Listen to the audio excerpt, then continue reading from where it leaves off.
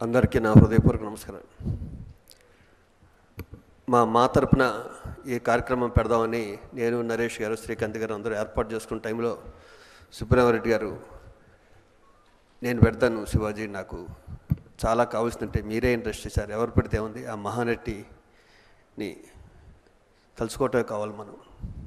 తెల్లారి గంటలు 3 గంటలకి నాకు ఆ రోజు అంజాద్ టీవీ నేను అంజాద్ నాకు మెసేజ్ పెట్టాడు.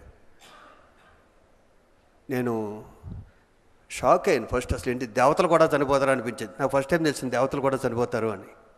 నాకు రామ్ గోపాల్ వర్మ గుర్తొచ్చాడు తర్వాత. అంత పెద్ద డైరెక్టర్, అంత అభిమానించే వ్యక్తి. నాకు చిరంజీవి గారు అంటే నాకు కానీ మా చాలామందికి మాకు ప్రాణం. ఆయన డ్యాన్స్ అంటే ఆయన పక్కన ఎవరు హీరోయిన్ చేస్తున్నారు మాకు ఎప్పుడూ తెలియదు.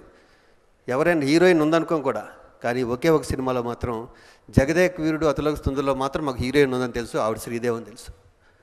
అంత గొప్ప ఆర్టిస్ట్.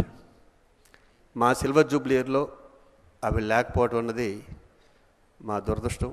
ఆవిడ ఎలాగో స్వర్గంలోనే ఉంటుంది. ఆవిడ ఆత్మ శాంతి చేకూరాలని ఆ దేవుని ప్రార్థిస్తున్నాను. థ్యాంక్ యూ సుబ్రహ్మణ్య గారు. Thank you sir. ప్రముఖ హాస్య నటుడు ఆలీ మాట్లాడుతాడు.